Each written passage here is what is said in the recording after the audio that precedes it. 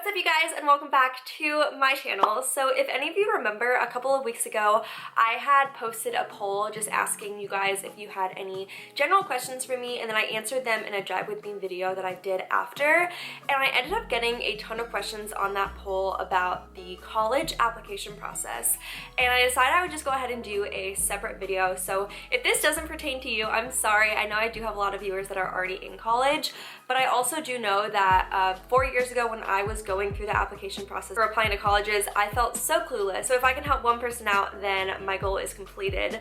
But yeah, in today's video, I am going to be telling you all the things I wish I would have known before applying to college. And this is as far as like the application process goes. So this isn't as far as like, you know, roommates and dorms and stuff like that. If you want to hear all those tips I have, I will leave the link to that video in the description. If you happen to just stumble upon this video, what's up? My name is Adrienne. I am a senior at UNC Charlotte. So I have one more semester of college. I can't believe it's flown by.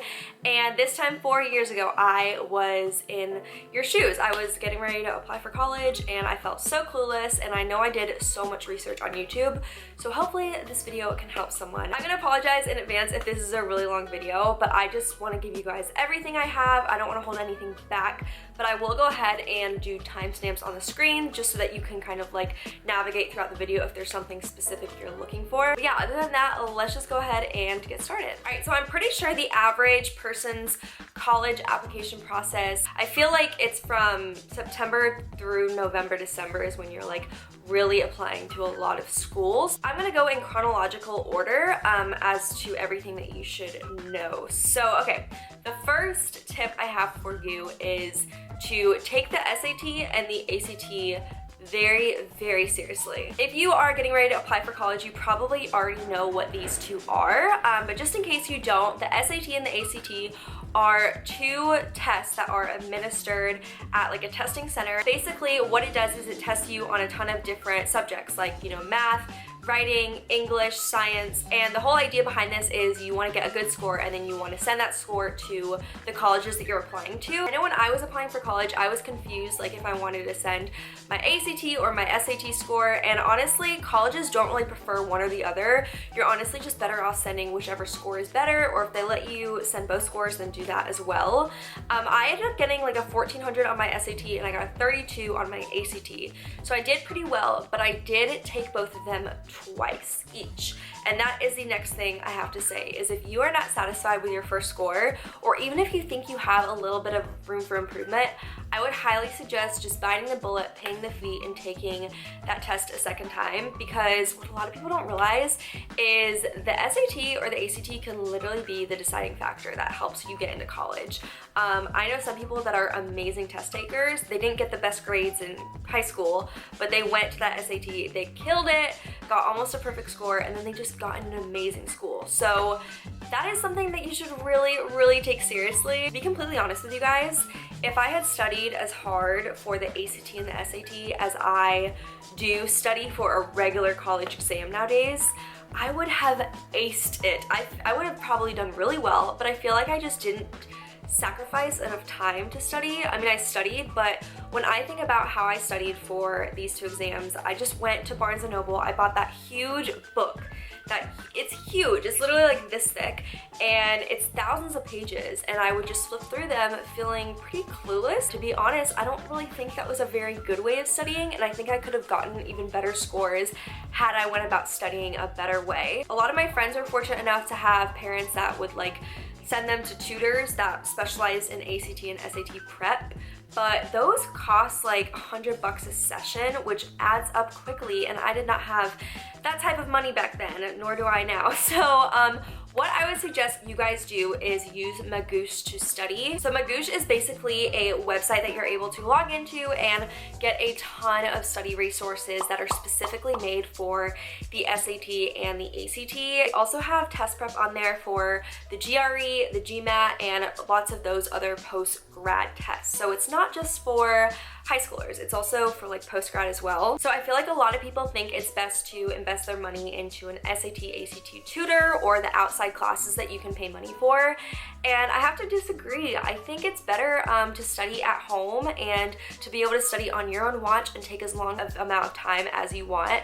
And what's so cool about Magoosh is they actually have tutors on there. So if you are using one of their resources and you have a question about something, you can just email them and within a day they'll email you back your answer. It is so much more interactive than just using a regular test prep book, which I really do think makes a huge difference in how you retain the information. So to use Magoosh's resources, you just have to pay a one-time fee of $100. I feel like when I was in high school, I would have thought of a $100 investment like that to be a lot, but 4 years later, now I'm 21, and I realize that like that little of an investment can make such a difference in your future. So what's nice about Magoosh is you can, you know, log in once a day if you want and spend what, like 20 minutes and then leave it, you know, go back the next day, spend maybe an hour and just do it on your own time. And I feel like that is so much less stressful of a way to study versus going to tutoring sessions or like the big classes. Also, I know a lot of people like myself can sometimes be more like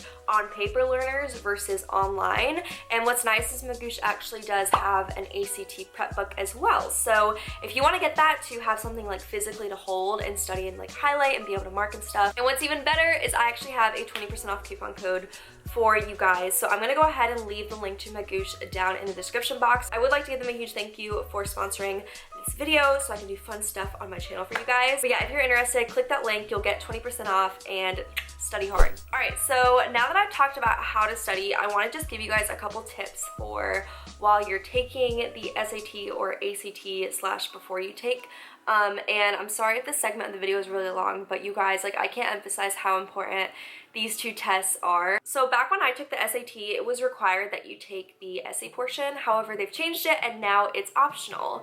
And even though it's optional now, I would 100% just take it because most colleges are probably gonna want you to take it. But yeah, that is the first tip I have, is opt for the essay section. Like, don't skip that just because it's optional.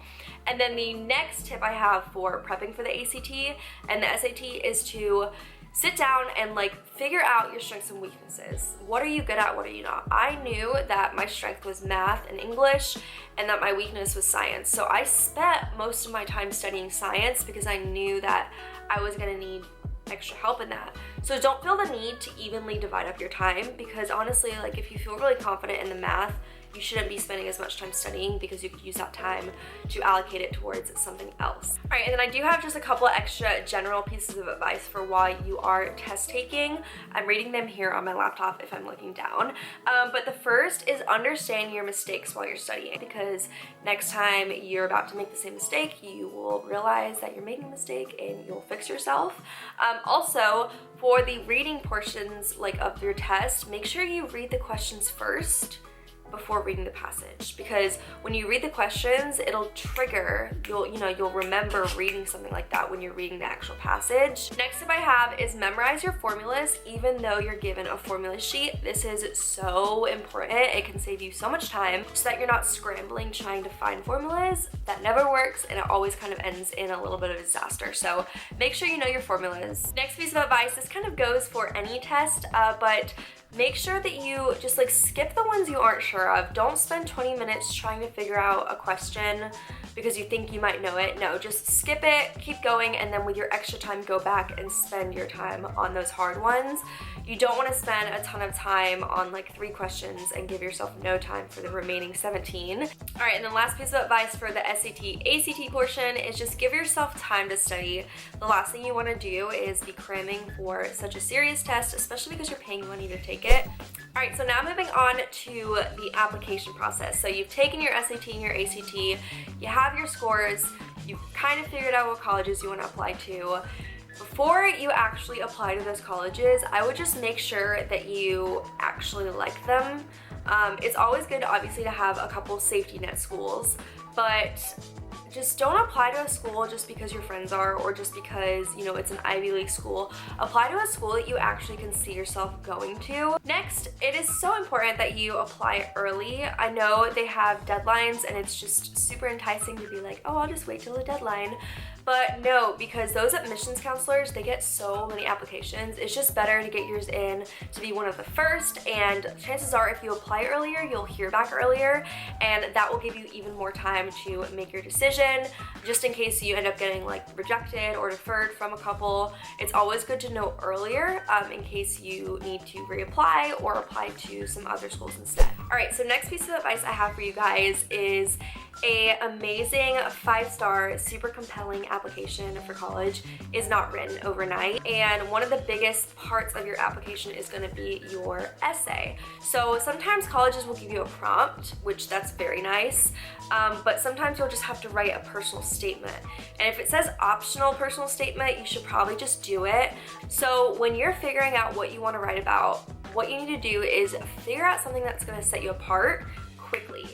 You know, these admissions counselors, they are reading thousands of applications, and chances are within the first 10 seconds of reading, you know, your essay, they're either going to be hooked or they're not going to be hooked at all. And of course, have people revise it that don't know you well, because it's going to be a stranger revising yours, so you want to have someone that, because I feel like sometimes when you give it to a friend, they just want to cut you slack and they don't want to be super harsh. The next tip I have for you guys, and I hope this isn't too late, but make sure you make an impact in high school. And like senior year, it's not too late. You can still get involved in a couple clubs.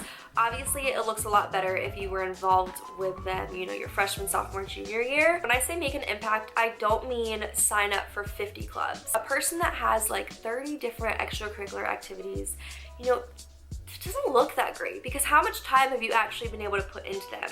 It almost looks like you're more just trying to have all those activities on your resume for the purpose of applying to college versus actually being devoted and passionate about them. So I personally think it's good to have, you know, an average of 3 to 4 extracurriculars, and you know, a great idea is starting your own organization at school. You can do volunteering. I volunteered every summer at a summer camp for kids with terminal illnesses, so that was great for me to have on my college application. I also put my YouTube channel, that's extracurricular. Sports are a great extracurricular activity. I am not very athletic, but I did do swim team in high school, not only because I like swimming, but also because I knew I had to have some kind of like athletics on my application. And if you don't have some kind of athletics, it's not a big deal. But for me, I didn't have, you know, a car, so I couldn't really be in after school clubs because I wouldn't have a ride home. So for me, I had to do swimming before school because that was like an extracurricular that I could actually like feasibly get to. The next piece of advice I have for you guys is to, no matter what, be 100% honest on your college application. If you lie, that will catch right back up to you. Even if they don't catch it, karma will do its job. Don't let your parents do your college application either. It's fine to have them look over it and correct errors. Chances are, if you feel like you're not like able to complete a college's application, you probably just shouldn't go to college, because I'm gonna tell you, college is a lot of work. All right, and then the final piece of advice I have for you guys is to be particular in the classes you are taking in high school. So it's probably a little too late now, but when you're a sophomore or a junior, I would highly advise you to take just 1 or 2 AP classes. I know they can be really challenging because they're college leveled, but think about it this way, like if you're planning on going to college, then you can handle college level stuff. But those AP classes can completely set you apart, and they really do boost your GPA up a lot. And then kind of contrary to that, when I was in high school, there were a lot of kids that like they would get accepted into college, and then for the spring semester, like the last semester of senior year, they would like drop all their classes because they were like, oh, I've already gotten in college, like I don't need to go to those classes. And then the college would find out and they would like take back their letter of acceptance. So if you feel like enticed to drop all your classes, because I know some high schools, like if all you have is electives left, like you're sometimes allowed to drop them, don't do it. Like I'm so serious, because colleges will find out, and that would just be so tragic for you to have like your dreams crushed because you dropped a class because you're lazy. You know, obviously it's nice to have an easier spring semester, but still try and challenge yourself, and colleges definitely do look at the classes that you're signed up for the spring while they're reviewing your application. And they look at the classes you're taking right now too, because you send them your transcripts. So yeah, I mean, they're always watching. Like, stuff you think they don't know, they probably know. All right, you guys, so that is basically it for my things you should know before applying to college video. I really hope this helped some of you out. If you have any more specific questions, I would love to start a discussion in the comments, so definitely leave me a comment, or you know, you can always DM me on Instagram. If you are getting ready to apply for college, good luck, girl, you got it. Applying for college is the first step in that transition, and 4 years later, like, so much has changed. I can't believe it's been 4 years since I applied. Just remember though that you do have to put in the work, and if you want to go to, you know, a specific school that's hard to get into, you're gonna have to put in the work, but it's feasible and anyone can really do it. If you haven't already, be sure to hit that like button on this video and hit subscribe if you have not subscribed already. And if you want to check me out on Instagram, my username is adrian.hill with 3 L's. I love you guys so much, and I will see you very soon in my next video. Bye guys!